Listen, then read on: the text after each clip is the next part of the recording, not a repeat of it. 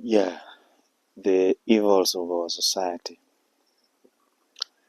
Seldom, if ever, has such a diverse and truly ecumenical gathering convened under the aegis of politics of our nation.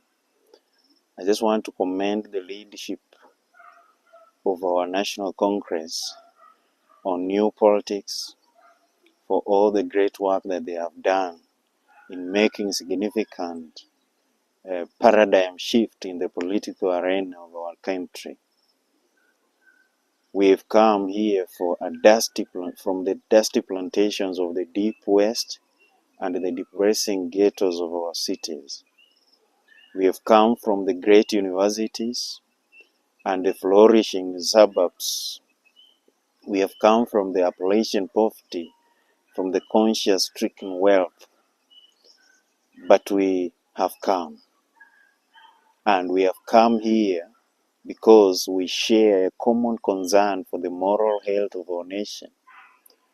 We have come because our eyes have seen through the superficial glory and glitter of our society and observed the coming of judgment like the prophet of the old. We have read the handwritings on the wall. We have seen the nation weighed on a balance of the political history and have been found wanting. We've come because we see this as a dark hour of the affairs of men. For most of us, this is a new mode. We are traditionally the idealists. We are the marchers from the western, eastern, and all parts of our nation who stacked our lives on the Kenyan and African dream during the first half of this decade. Many assembled here campaigning for their candidates because we could not stand idly by and watch our nation contaminated by the 18th century policies. We were the hardcore activists who were willing to believe that Westerners could be reconstructed in the constitutional image.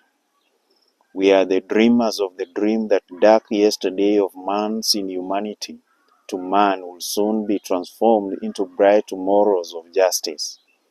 Now it is hard to escape that disillusionment of betrayal.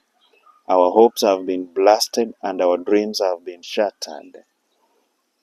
The promise of a great society has been shipwrecked off the coast of Africa on the dreadful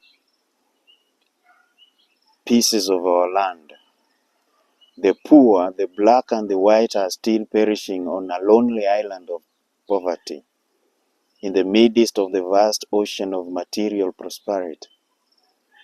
What happens to the dream deferred? It leads to the bewildering frustration and corroding bitterness. In all the speaking that I have done in our nation, here and before, with varied audiences, including some of the hostile dynasties, the only time that I've ever been booed was one night in our regular weekly meetings by some angry men of our movement. I went home that night with an ugly feeling. Selfishly, I thought of my suffering and sacrifices over the last 12 years.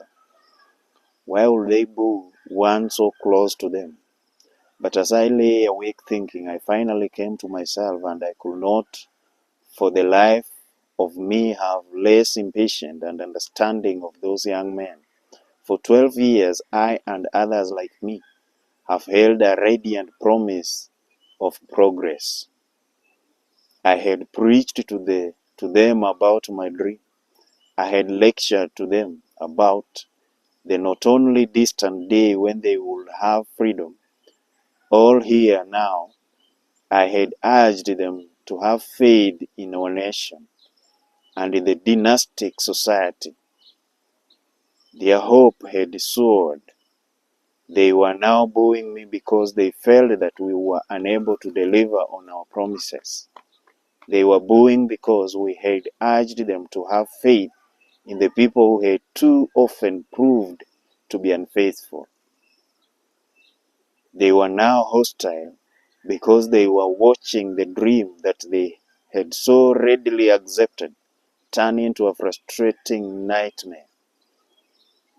This situation is all the more ominous in view of the rising expectation of men the world over.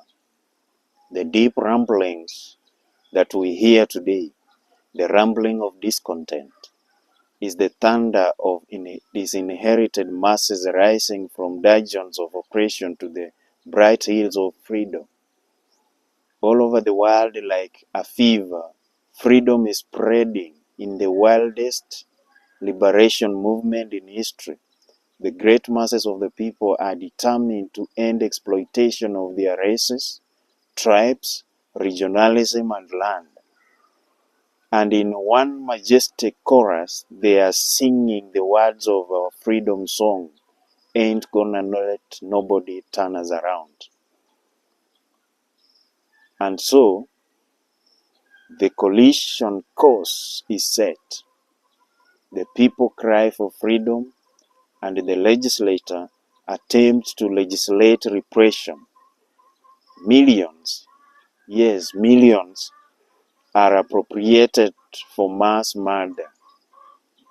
But the most meager pittance of foreign aid for international development is crushed into a surge of reaction. Unemployment rages at a major depression level in the black ghettos, but the bipartisan response is an anti-riot bill rather than the serious poverty program. The modest proposals for model cities, rent supplement, and rat control, pitiful as they were to begin with, they get caught in the maze of congressional inaction. And I submit to you tonight that the legislative organ that proves to be more anti-people than anti-dynasty need to be dismissed. It seems that our legislative assemblies have adopted the Nero as their patron saint and are bent on fiddling while our cities burn, our villages burn, our societies are never the same. Even when the people persist and, in the face of the great obstacles, develop indigenous leadership and self-help approaches to the problems, and finally tread the forest of bureaucracy to this beginning of hope. The case of privatization of corporate institutions in Western is the most publicized example, but it is a story repeated many times across the nation. Our own experience here in Western is especially painfully present after the enthusiastic literacy project to aid 1,000 young men and women who had been pushed out of overcrowded ghettos of school in obtaining basic literary skills prerequisite to receiving jobs. Yes, the hour is dark. Evil comes forth in the guise of good. It is a time of double talk, when men in high places have a high blood pressure of deceptive rhetoric and an anemia of concrete performance. We cry out against welfare, handouts to the poor, but generously approve an oil depletion allowance to make the rich richer. These 6 suburb plantations receive more than $1 million in a year, not to plant cotton, but no provision is made to feed the tenant farmer who is put out of work by the government subsidy. The crowning achievement in the hypocrisy must go to the staunch rich of the Midwest and the West who were given land by our government when they came here as immigrants from wherever they came from. They were given education through the land grant colleges. They were provided with agricultural agents to keep them abreast of formal trends. They were granted low-interest loans in aid of mechanization of their farms. And now that they have succeeded in becoming successful, they are paid not to work. They are paid not to farm. They are paid not to perform or give services, but they are paid to play cool and low of their bosses. I wish that I could say that this is just a passing phase in the cycle of our nation's life. Certainly times of war, times of reaction throughout the society, but I suspect that we are now experiencing the coming of the surface of the triple-pronged sickness that has been lurking with our body politic from its very beginning. That is the sickness of racism, sickness of tribalism, sickness of ethnicity, sickness of regional marginalization, and excessive materialism and militarism. Not only is this our nation's dilemma, it is the plague of the Western civilization. As early as the old prophesied that the problem of the 21st century will be the problem of the color line and the tribal line. Now, as we stand 2/3 into the crucial period of history, we know full well that racism, tribalism, regional marginalization is still that hound of hell which dogs the tracks of our civilization. Ever since the birth of our nation, dynastic rich has had the synchronic personality on the question of race, ethnicity, tribe, and resource. She has been the torn between the selves, a self in which she proudly professes the great principles of democracy, and a self in which she madly practices the antithesis of democracy. This tragic duality has produced a strange indecisiveness and ambivalence toward the poor, causing our nation to take a step backwards simultaneously with every step forward on the question of ethnical justice.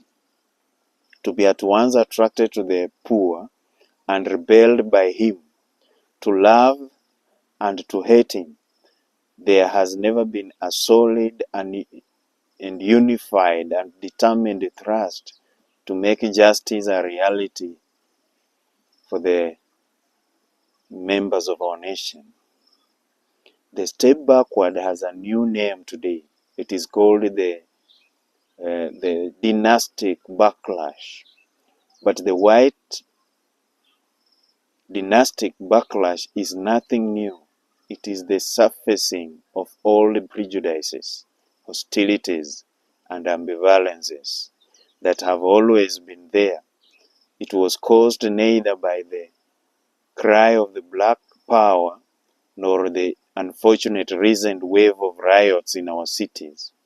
The white backlash of today is rooted in the same problem that has characterized our nations ever since the black man, or the lace as characterized the poor, landed in chains on the shores of our nation.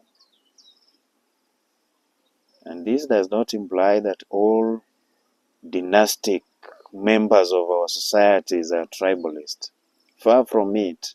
Many rich people have, through the deep moral compulsion, fought long and hard for tribal justice, uh, uh, regional justice, nor does it mean that our nation has made no progress in her attempt to cure the body politic of the disease of tribalism, ethnicity, and regional imbalance, or that the dogma of racism has not been considerably modified in recent years. However, for the good of our nation, it is necessary to refute the idea that dominant ideology of our country, even today, is freedom and equality, while tribalism, ethnicity, regional imbalance is just an occasional departure from the norm on the part of the new bigoted extremists. Tribalism can well be that corrosive evil that will bring down the curtain of our civilization. As one said, that some 26 civilizations have risen upon the face of the earth. Almost all of them have descended into the junk heaps of destruction. The decline and fall of this civilization, according to Tumbu, was not caused by external invasion, but by internal decay. They failed to respond creatively to the challenges emerging upon them. If Kenya does not respond creatively to the challenge of banished tribalism, ethnicity, and regional imbalance, some future historian will have to say that the great civilization died because it lacked the soul and commitment to make justice a reality for all men. The second aspect of our afflicted society is extreme materialism. An African writer has portrayed our dilemma in a candid terms. He says, you call your 1,000 material devices labor-saving machinery, yet you are forever busy with the multiplying of your machinery. You grow increasingly fatigued, anxiously, nervous, dissatisfied. Whatever you have, you want more. And wherever you are, you want to go somewhere else. Your devices are neither time-saving nor soul-saving machinery. There are so many sharp spurs which urge you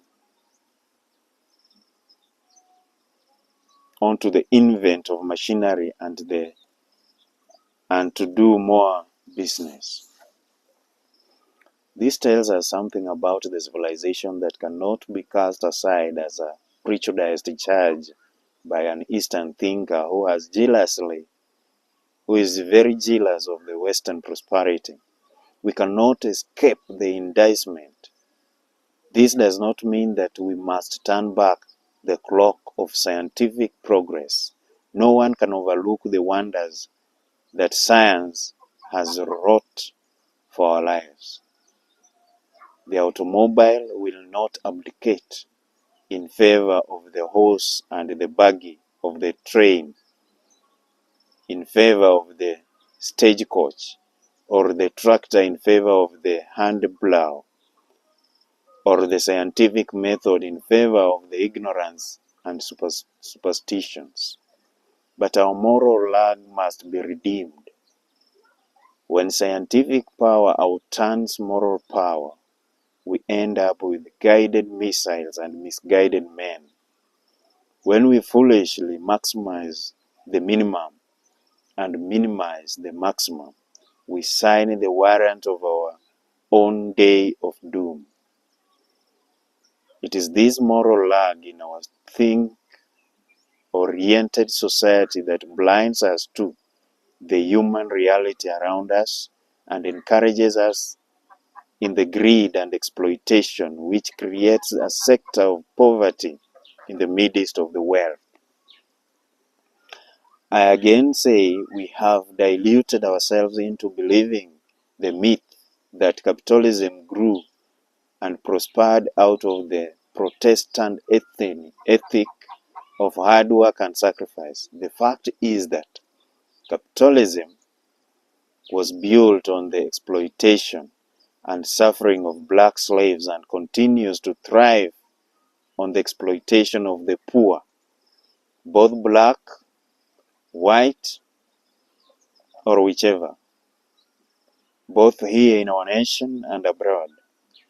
If the poor do not participate in the free flow of wealth within our economy, they will forever be poor, giving their energies and talents and their unlimited funds to the consumer market, but reaping few benefits and services in return. The way to end poverty is to end the exploitation of the poor. This means the majority of the poor people within our societies are so exploited. Ensure a fair share in the government services and the nation resources. I proposed recently that the national agency be established to provide employment for everyone needing it. Nothing is more socially inexcusable than unemployment in this kind of era. In the 30s, when the nation was bankrupt, it instituted such an agency. In the present conditions of a nation glutted with the resources, it is barbarous to condemn people desiring work to soul-sapping inactivity and poverty.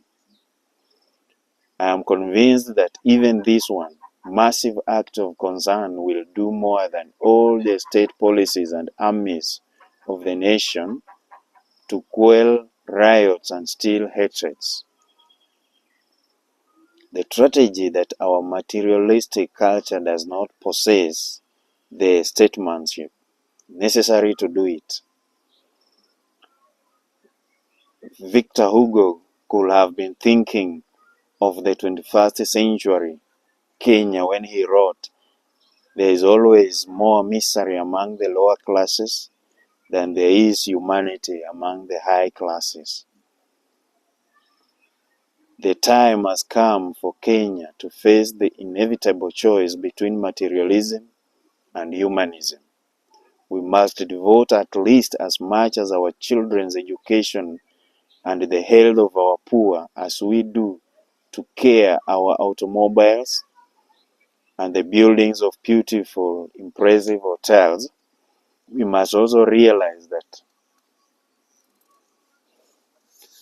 the problem of racial injustice, tribal injustice, regional imbalance, and economic injustice cannot be solved without a racial redistribution of political and economic power.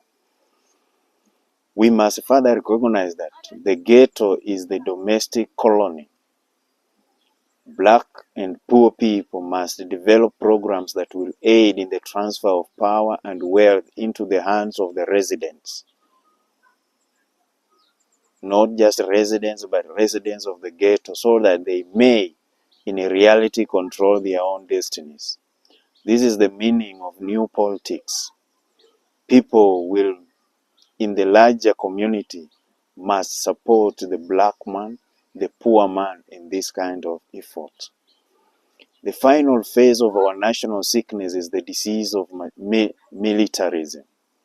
Nothing more clearly demonstrates our nation's abuse of military power than our tragic adventure in some of the neighboring countries. This war has played a havoc in our societies. And another issue that affects our society is poverty.